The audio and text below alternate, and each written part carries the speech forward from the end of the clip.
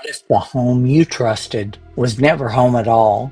It was where your dad hid you. What if the person who was supposed to protect you, your mother, sold you into a deadly mission just to settle a debt?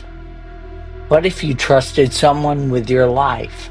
Instead, they took it and left you to rot in prison for a crime you never committed? These are the plots of 3 books that I just finished, and they all share the theme of betrayal. It happens when trust is shattered, usually when someone breaks a promise or tells a secret, and betrayal can ruin a life.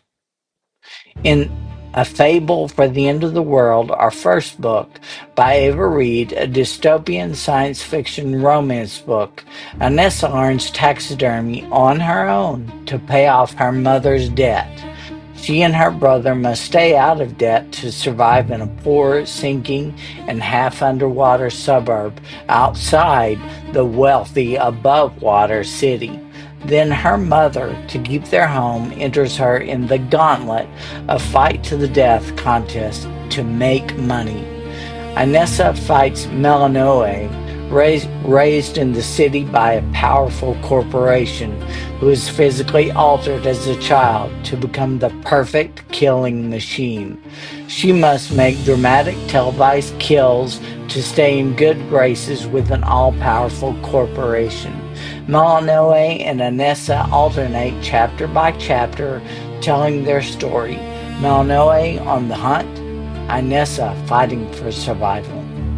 The Gauntlet, a televised reality life or death series, is at the center of this fast-paced, dystopian, touching, and intense story. Melanoe and Inessa will question everything as they journey through the gauntlet, experiencing the most powerful human emotions and inviting readers to join them. Next, in Frashia's Wrath, Danya is spending years in prison, framed by her lover for a murder she did not commit. She escapes with the help of an inmate who appears in Danya's cell by digging through the floor like an enormous gopher. Using Jinn magic, she takes on a secret identity and exacts judgment on all who have wronged her.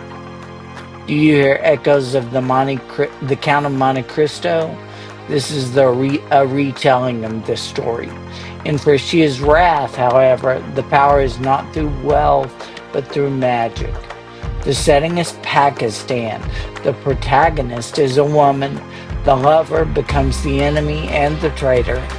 And sisterhood is a theme throughout.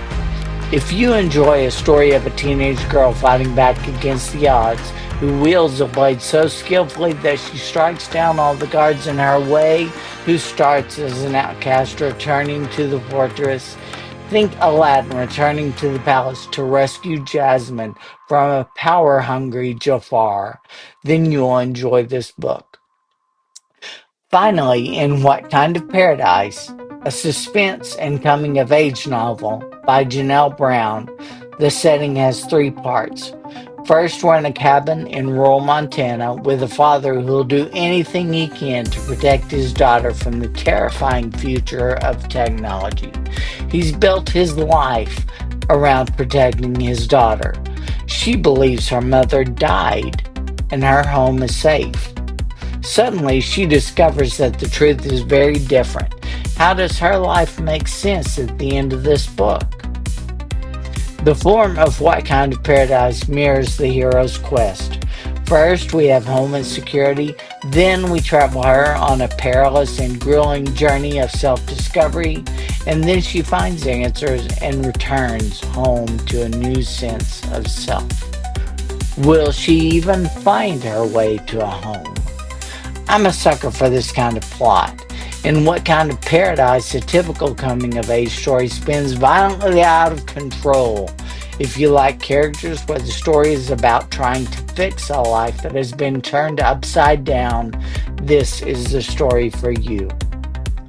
A Fable for the End of the World, Frashia's Wrath, and What Kind of Paradise are stories where the main character is betrayed. How do they handle it? How would you handle betrayal?